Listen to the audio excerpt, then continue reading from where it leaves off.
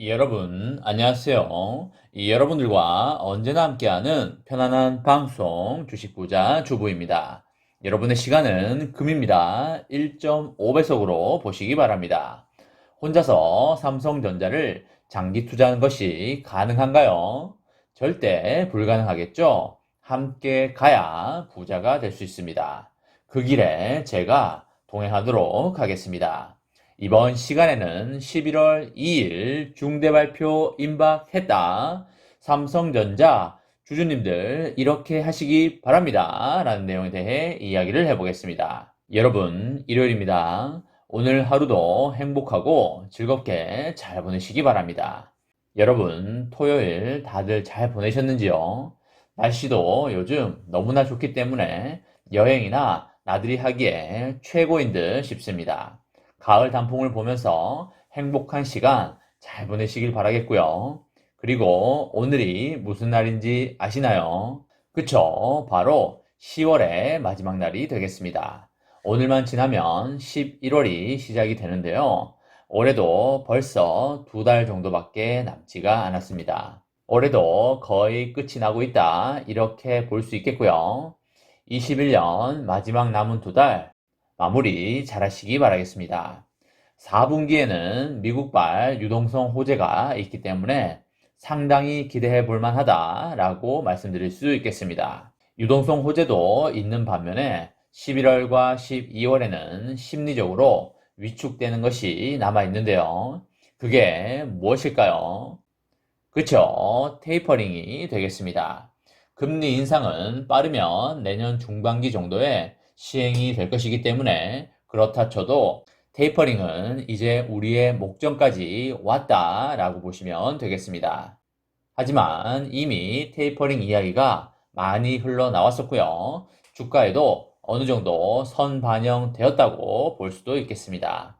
다만 실제로 테이퍼링에 들어갔을 때 경제에 미치는 쇼크의 양을 정확히 알기는 힘들기 때문에 시행된 이후에 주가 추이도 반드시 눈여겨볼 필요가 있겠습니다. 외국인과 기관 그리고 개인 투자자 모두 테이퍼링의 여파에 대해서 몸을 사리는 플레이를 할 수 있기 때문에 당분간 매수를 하더라도 보수적으로 매수를 하자라는 말씀을 드리도록 하겠습니다. 이번 주는 모든 이슈와 뉴스들이 연방준비제도의 입에서부터 출발할 걸로 예상이 되고요.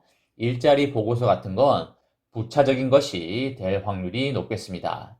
연준은 오는 11월 2일과 3일에 FOMC 정례 회의를 열게 되고요. 이번 회의에서 연준은 월 1200달러 규모의 채권 매입 프로그램을 중단할 것을 발표할 걸로 예상이 됩니다. 채권 매입을 중단한다는 게 결국 테이퍼링을 한다는 말이 되겠죠.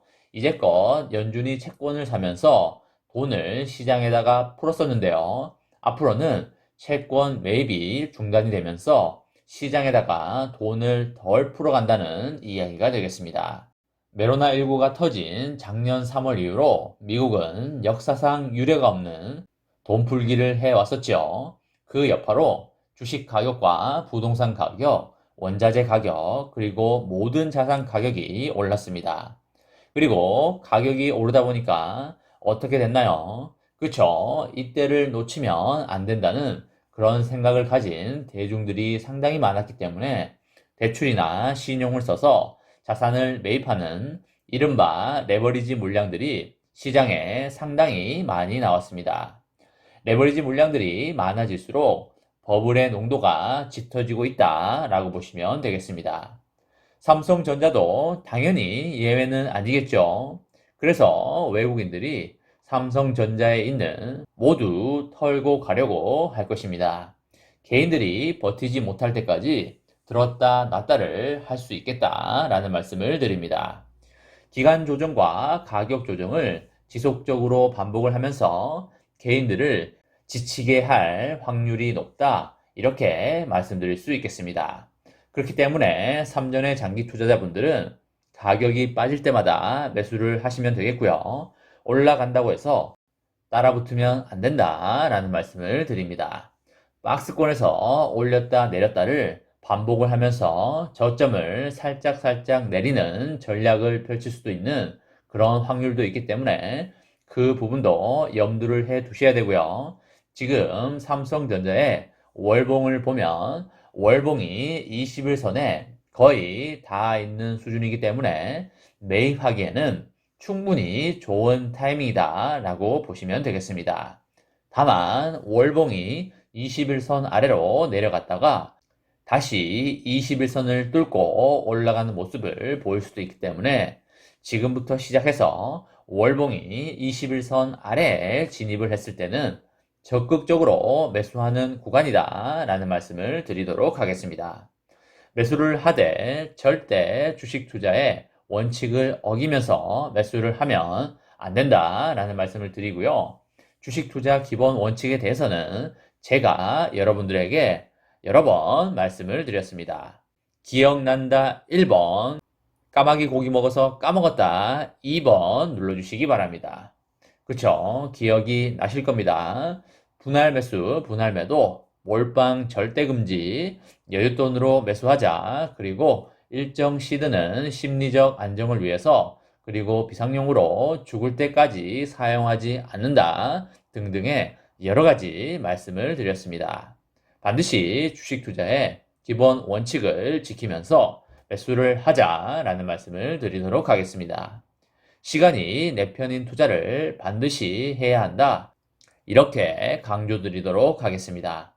연준이 코로나19에 대응하기 위해서 내놓은 완화적 통화 정책을 정상 모드로 되돌리는 첫 번째 조치가 될 것이기 때문에 이 파급력이 정확히 어느 정도가 될지는 아무도 현재 모르는 상황이기 때문에 매수를 하되 보수적으로 매수를 해야 된다 라는 말씀을 드리도록 하겠습니다. 연준이 11월이나 12월부터 채권 매입을 매달 150억 달러씩 줄여 나갈 걸로 그렇게 보이고요.